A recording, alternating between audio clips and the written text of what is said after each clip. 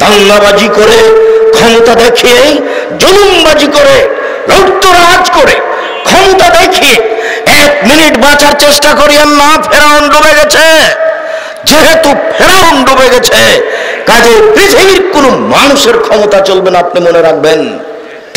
সেই দিন আল্লাহ তাআলা যেদিন বিচার আরম্ভ করবেন, সেদিন আল্লাহ তাআলা বলবেন, আইনাল জব্বার আইনাল মুতাকাব্বির, স্বৈরাচারী, স্বেচ্ছাচারী, অহংকারী, বদমেজাজি, দাঙ্গাবাজি করে যারা, তারা আজকে কোথায়? আর মালিকুল আমলাক, আমি হচ্ছি রাজাধিরাজ।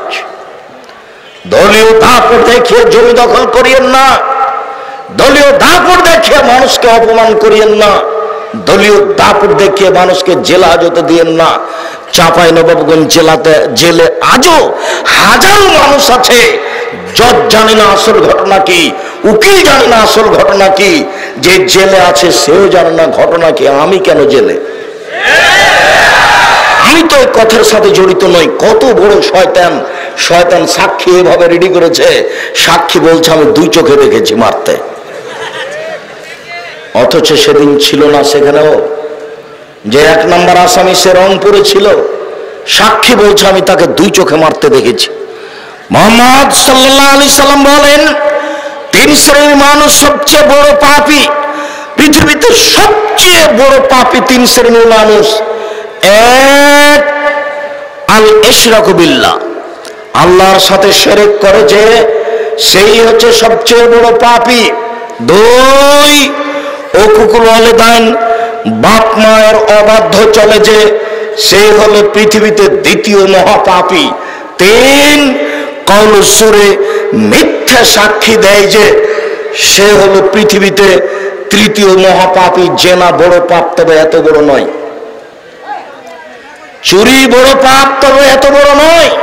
মানুষকে হত্যা করা মহাপাপ, তবে এত বড় নয়। সুদ ঘুষ খাওয়া দেওয়া মহাপাপ, তবে মিথ্যা সাক্ষীর সমান মহাপাপ নয়। শুনুন, পৃথিবীতে সিরিয়ালে 3 নম্বর বড় পাপ হচ্ছে মিথ্যা সাক্ষী। মিথ্যা সাক্ষী দিয়ে আরেকটা পরিবার ধ্বংস হয়েছে।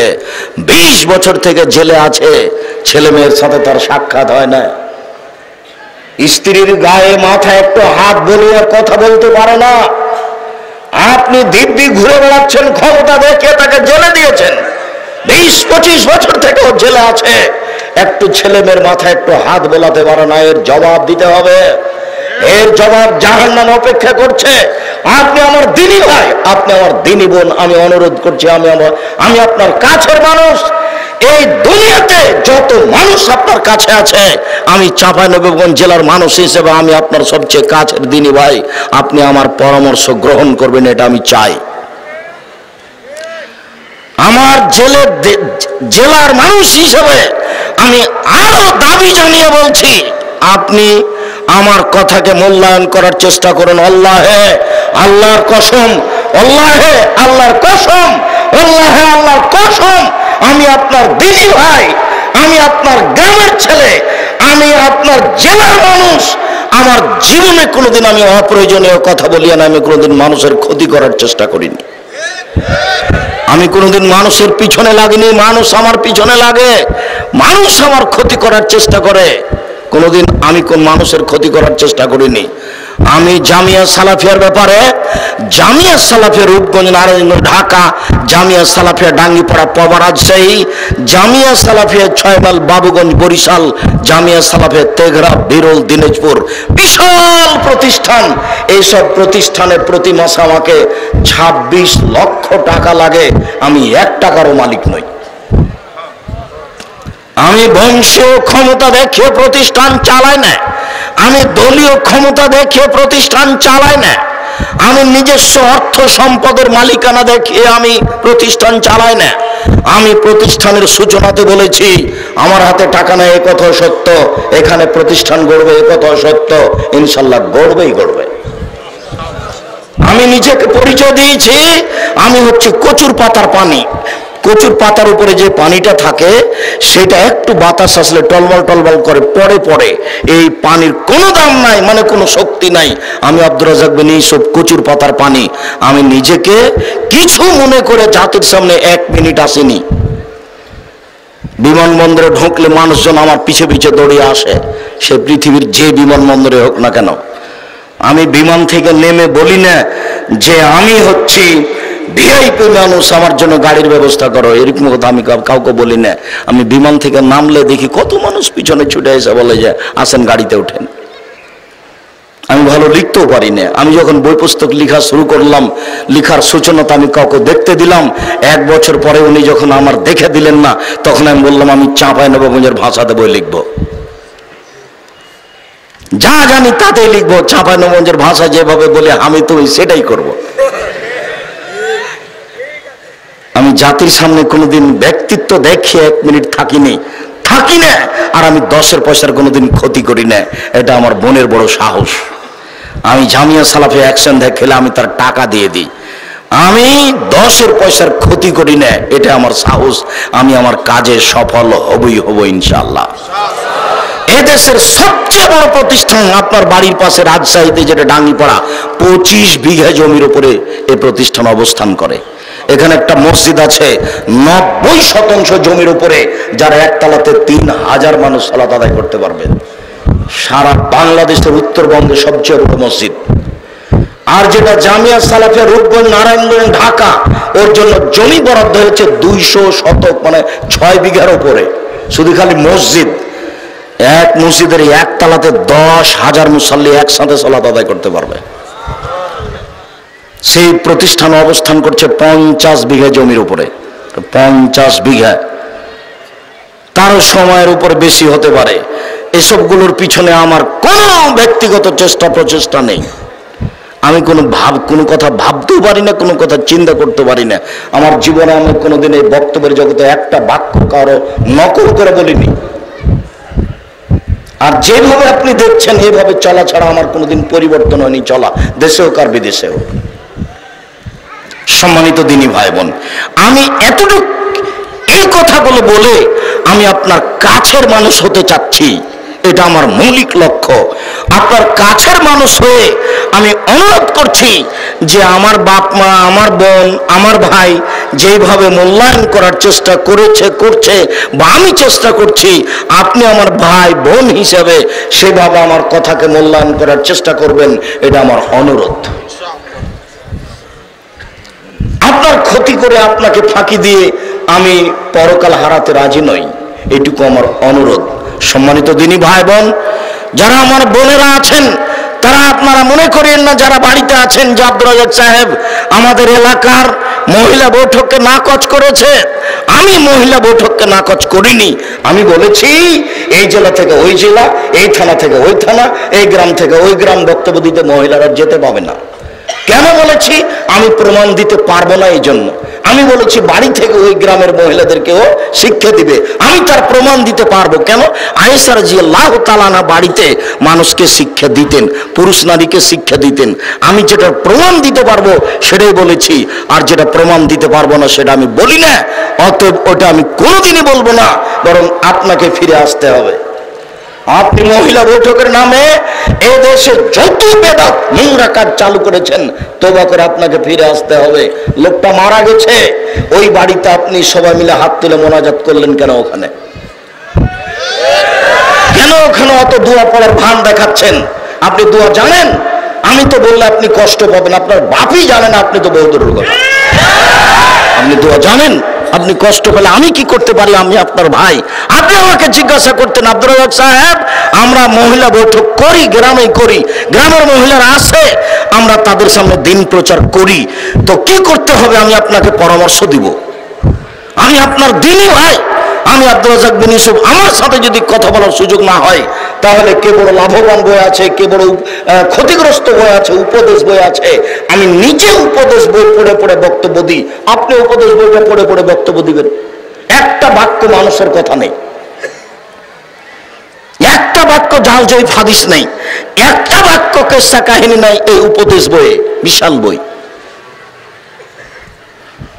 সম্মানিত দিনী ভাই বোন, আমি এই কথা বলে আমি আপনার কাছের হতে চাচ্ছি, সাথে সাথে আমি যেটা বলছি সেটা মেনে চলার জন্য অনুরোধ করছি। আল্লাহে আল্লাহর কসম, আল্লাহে আল্লাহর কসম, আল্লাহে আল্লাহর কসম, ধর্মের নামে আপনাকে ফাঁকি দিতে চায় না।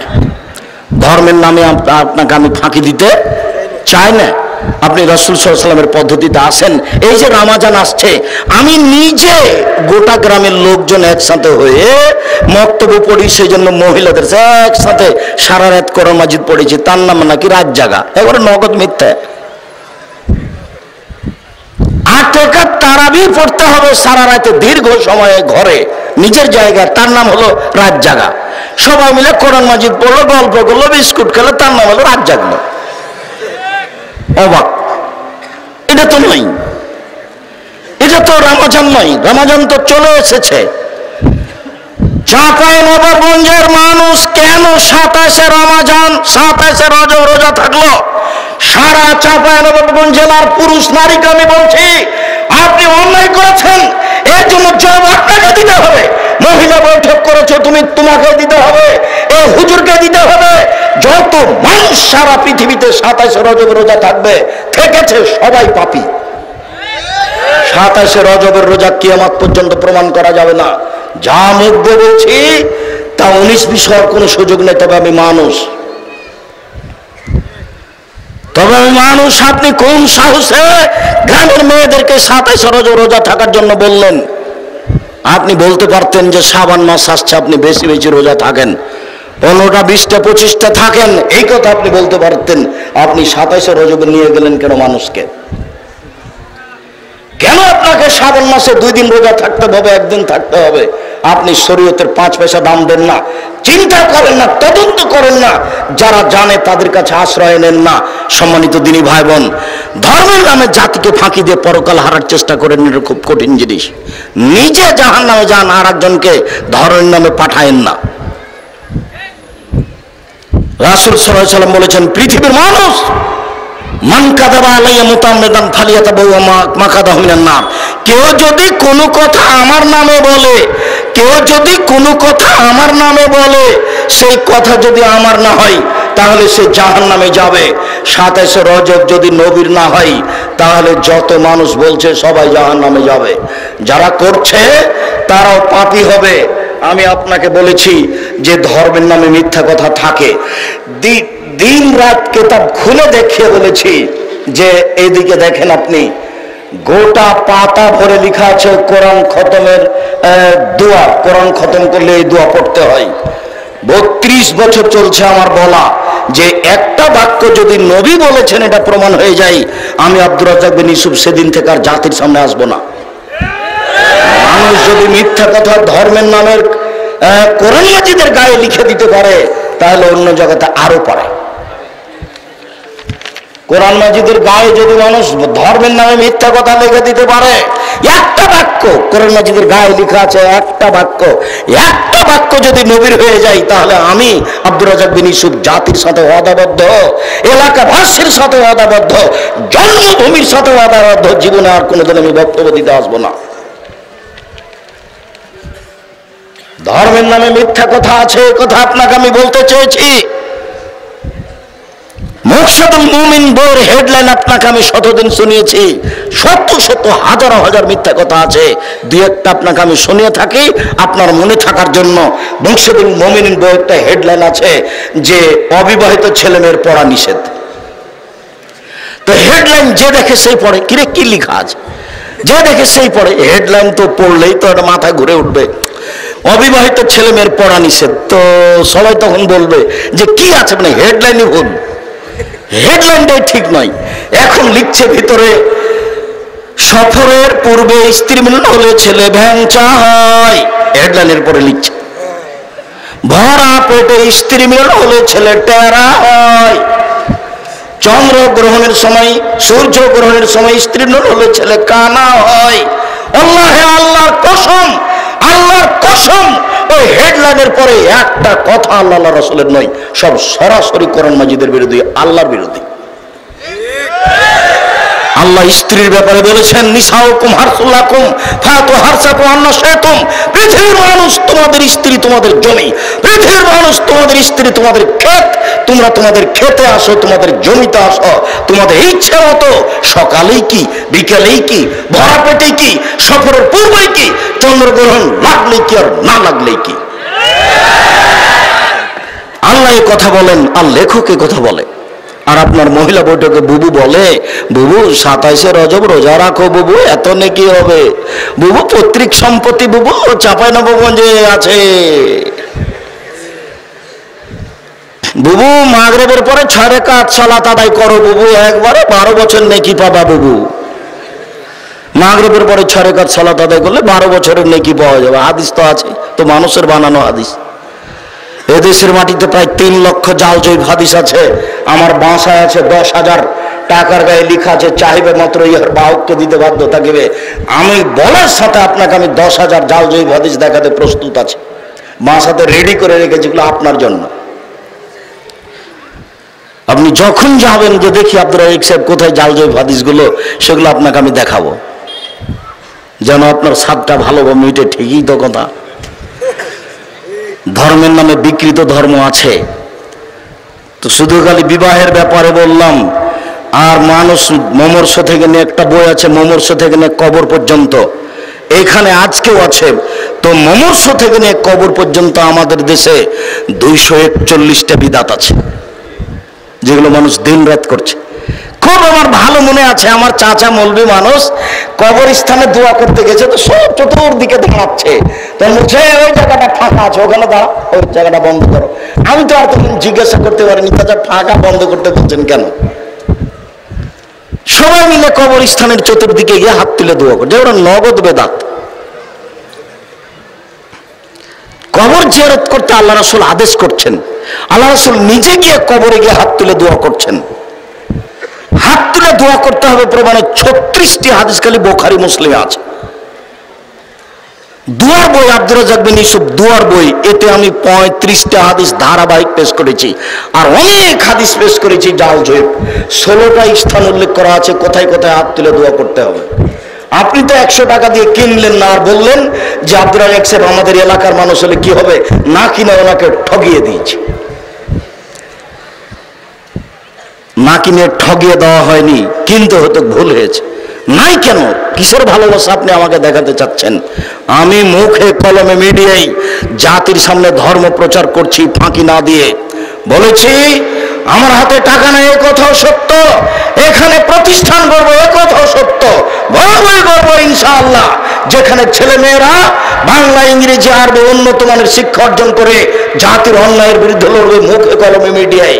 মুখ এই যে বলছি দিন রাত, কলম এই যে বই পুস্তক যা দেখছেন, কে বড় ক্ষতিগ্রস্ত, কে বড় লাভবান, আদর্শ পরিবার, আদর্শ নারী, বক্তা শ্রোতার পরিচয়, মরণ একদিন আসবে, তাফসির কি মিথ্যা হতে পারে, উপদেশ, এই নামাজের উপরে সালাতের উপরে বই, এই যে পোশাক, কলম চলছে আব্দুল্লাহ মিন্নাতুল বাড়ি, আরো বই আছে, সাথে সাথে অনলাইন মিডিয়াতে আছে, অনলাইন আল ইতিসাম টিভি। দিন রাত আপনার কাছে আমি প্রশ্ন উত্তর দিচ্ছি, কথা বলছি, মুখে কলমে মিডিয়ায় কাজ করে যাচ্ছে। আপনি কেন মূল্যায়ন করতে চাচ্ছেন না? এই দেশের মক্তব পরিবর্তন করব, আগে যেসব মক্তবগুলো ছিল সেগুলো আমরা চালু করব পুনরায় ইনশাআল্লাহ। এইসব দায়িত্ব আর দাওয়াত আল্লাহর সদস্য যার দায়িত্ব পালন করছে আব্দুল্লাহ, তারা এগুলো চেষ্টা চালিয়ে যাচ্ছে। আমি তো মানুষ হিসেবে একেবারে নগণ্য মানুষ হলেও জীবন বাজি রেখে সাংসারিক চিন্তা ভাবনা না করে, বাড়ি ঘরের চিন্তা ভাবনা না করে, আহাল পরিবারের চিন্তা ভাবনা না করে চেষ্টা চালিয়ে যাচ্ছি। আপনাকে আমি দোয়া করার জন্য অনুরোধ জানাচ্ছি। সম্মানিত দিনী ভাই বোন, সাহাল রাদিয়াল্লাহু তাআলা আনহু বলেন, রাসূল সাল্লাল্লাহু আলাইহি সাল্লাম বলেছেন, ফি জান্নাত সামানে আবওয়াব, জান্নাতে রয়েছে 8টি দরজা। জান্নাতে একটি দরজা 8টি, জান্নাত একটি দরজা 8টি, জাহান্নামে একটি দরজা 7টি। 8টি দরজার একটা দরজার নাম রায়ান। রায়ান মানে হচ্ছে পানি পান করে তৃপ্তি লাভ করা। রাসূল সাল্লাল্লাহু আলাইহি ওয়াসাল্লাম বলেন, ইজা দাখালা আখিরু মুগলিকা, যখন রায়ান দরজা দিয়ে শেষ ব্যক্তি ঢুকে যাবে তখন এই দরজা বন্ধ করা হবে। কথাটি এখনো স্পষ্ট করতে পারিনি। এই ছেলেরা শোনো, এক খেলে আমার দিকে চেয়ে থাকবা, পাখি যেন মনে করে তুমি একটা পাথর, পাখি যেন তোমার মাথায় বসতে চাই পাথর মনে করে, এমন ভাবে এক খেয়ালে চেয়ে থাকবা, কথা যেন আমার 19-20 না হয়। যখন মানুষ জান্নাতে ঢুকবে তখন 8টা দরজা থেকে ফেরেশতারা ডাকবেন, যারা দান করেছেন এই দরজা দিয়ে আসেন, যারা হজ করেছেন তারা এই দরজা দিয়ে আসেন, যারা সিয়াম পালন করেছেন রোজা তারা এই দরজা দিয়ে আসেন, যারা সালাত আদায় করেছেন তারা ওই দরজা দিয়ে আসেন। এইভাবে ফেরেশতারা চিৎকার করতে থাকবেন। আবু বকর সিদ্দিক রাদিয়াল্লাহু তাআলা আনহু বললেন, আল্লাহর নবী, সব দরজা থেকে ডাকা হবে এমন কেউ আছে? এমন কেউ হবে? তো আল্লাহ রাসূল বলছেন, হ্যাঁ, তুমি তার মধ্যে। তোমার এত মান সম্মান বেশি যে সব দরজা থেকে তোমাকে বলবে, আসেন আপনি এই দরজা দিয়ে আসেন, আপনি এই দরজা দিয়ে আসেন, আপনি এই দরজা দিয়ে আসেন। এখন যেটা বলতে চাচ্ছি সেটা হলো এই, 8টি দরজার একটি দরজার শেষ ব্যক্তি ঢুকলে এটা বন্ধ হয়ে যাবে, তখন সবগুলো খোলা আছে। হজ করে দানের দরজা দিয়ে ঢুকতে পারবে, দান করে হজের দরজা দিয়ে ঢুকতে পারবে, কিন্তু সিয়াম পালন রোজা রাখা ব্যতীত এই দরজা দিয়ে ঢোকা যাবে না। এটা হলো পার্সোনাল মর্যাদা। এই দরজার সাথে কোনো ইবাদতের মিল নেই। সিয়াম ভিন্ন ধরনের ইবাদত। মহিলা বৈঠকে যদি মানুষকে সিয়াম রোজা থাকার জন্য উদ্বুদ্ধ করতো তাহলে অনেক ভালো হতো। মানুষ বুঝতো বৃহস্পতিবার সোমবার সিয়াম থাকতে হবে, মানুষ বুঝতো প্রতি মাসে 13, 14, 15 3 দিন সিয়াম থাকতে হবে, মানুষ বুঝতো আরাফার দিন সিয়াম থাকতে হবে, মানুষ বুঝতো মুহররমের 2 দিন সিয়াম থাকতে হবে, মানুষ বুঝতো একদিন সিয়াম থাকতে হবে, একদিন এমনি থাকতে হবে, মানুষ বুঝতো রমজানের সব সিয়াম থাকতে হবে। এটা প্রয়োজন ছিল। সম্মানিত দ্বীনি ভাই বোন, ইবাদতের জগতে সবচেয়ে ভিন্ন ধরনের ব্যতিক্রম ইবাদত হলো সিয়াম। উমামা বাহিরি রাদিয়াল্লাহু তাআলা আনহু বলেন, আমি রাসূল সাল্লাল্লাহু আলাইহি ওয়াসাল্লামকে বললাম, মুরনি বিআমালিন, আল্লাহর নবী আমাকে একটা আমলের কথা বলেন যে আমল করে আমি জান্নাতে চলে যাব। তখন আল্লাহ রাসূল বলছেন, উমামা আলাইকা বিসম ফাইনাল্লাহ মিসলাহু, তুমি সিয়াম পালন করো। ইবাদতের জগতে সিয়ামের সাদৃশ্য কোনো ইবাদত নেই। হজ সিয়ামের মতো নয়, সালাত সিয়ামের মতো নয়, দান খারাত সিয়ামের মতো নয়, তাসবিহ তাহলিল জিকির আজকার সিয়ামের মতো নয়। পৃথিবীতে এমন কোনো ইবাদত নেই যেটা সিয়ামের মতো সাদৃশ্য হতে পারে। তিনি অন্য বর্ণনায় বললেন, ফাইনাল্লাহ ইদরাহু, ইবাদতের জগতে সিয়ামের সমপর্যায়ের কোনো ইবাদত নেই।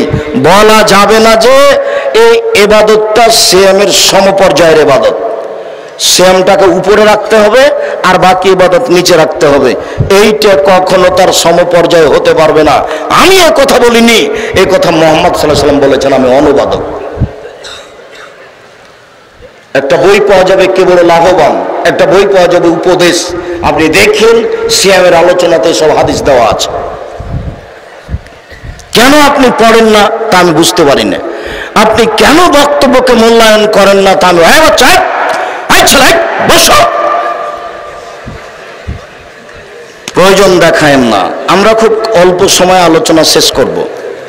আপনার বিরক্তির আগেই আমরা আলোচনা শেষ করব। যদিচ আলোচনার সূচনাতে আছে, এর অর্থ এই নয় যে ঘন্টার ঘন্টা কথা বলবো। আর আমি নিজেও ক্লান্ত। আবার ঢাকা যাওয়ার প্রোগ্রাম আছে, জুমার খুতবা কিন্তু ঢাকায় ইনশাআল্লাহ। বাইতুল হাম জামে মসজিদ যেটা অস্থায়ী করা হয়েছে, আমার চাঁপাইনবাবগঞ্জের জেলার সব মানুষকে যেতে হবে জামিয়া সালাফে রূপগঞ্জ নারায়ণ ঢাকা দেখতে, যে আমাদের বাড়ির মানুষ, আমাদের গ্রামের মানুষ, আমার জেলার মানুষ এত বড় বিশাল প্রতিষ্ঠান করেন, সেটা আমাদেরই প্রতিষ্ঠান। গিয়ে বলতে হবে যে আমাদের প্রতিষ্ঠানে আমরা এসেছি। আলহামদুলিল্লাহ, কেউ জোর করে কথা বলার আল্লাহ মানুষ কোনো রাখেনি ওখানে। কেউ দাঁত দেখিয়ে বুক ফুলিয়ে সাহস করে কথা বলবে, জামের মাটিতে আমি এই করেছি সেই করেছি, এরকম মানুষ আল্লাহ ওকে রাখেনি, কেউ না। এরকম ক্ষমতা দেখানোর মতো কোনো মানুষকে আল্লাহ রাখেনি। আল্লাহর বিশেষ রহমত, আপনি যেটা করতে চাইবেন সেটাই হবে ইনশাআল্লাহ। আপনাকে বাধা দিতে পারবে না। আর এমন কোন কমিটি দিয়ে প্রতিষ্ঠান চলে না এইসব বলবো এই কে করেছে এটা, এই কাজ বন্ধ করে, এরকম কোন লোক নাই। আপনি যেটা ভালো মনে করছেন সেটাই করতে পারবেন ইনশাআল্লাহ। এবার ওইভাবে নেবরাসের নামে লিখে দেওয়া আছে জমি জায়গা। নেবরাস একটা সরকার অনুমোদিত ফাউন্ডেশন। এই আপনাদের এই সাধারণ মানুষ খাকসার, আমি নিজেও কিছু বুঝি না, এরপরে আমি নাকি তার সভাপতি, আমি বুঝি না কিছু। আমি ভালো করে লিখতেও পারি না। মোবাইল যদি অন হয় তা আমি খালি যে যদি রিং হয় তাহলে খালি অন করতে পারি। আপনার নামটা আমি মেসেজ করতে পারি না, নামটা আমি লিখতে পারি না, যে আপনার নামটা যে আমি ওখানে লিখে রাখবো মোবাইলে, এটা পারি না। আপনি অনেক অনুরোধ করেছেন যে ভাইজান আমার নামটা একটু করে মোবাইলে রাখেন, কিন্তু আমি তো পারি না। আমি আপনার কথা শুনে চুপ হয়ে গেছি।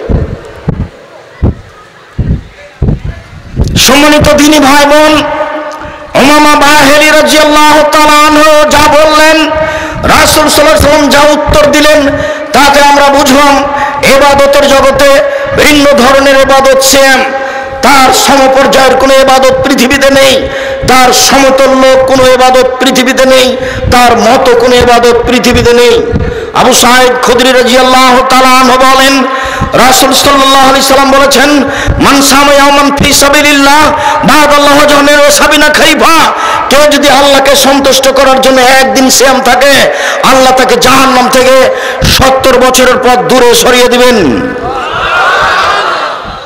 রাসূল সাল্লাল্লাহু আলাইহি সাল্লাম বলেন, কেউ যদি আল্লাহকে সন্তুষ্ট করার জন্য একদিন সিয়াম থাকে, তাহলে জাহান্নামকে তার থেকে 100 বছরের পথ দূরে সরিয়ে দিবেন।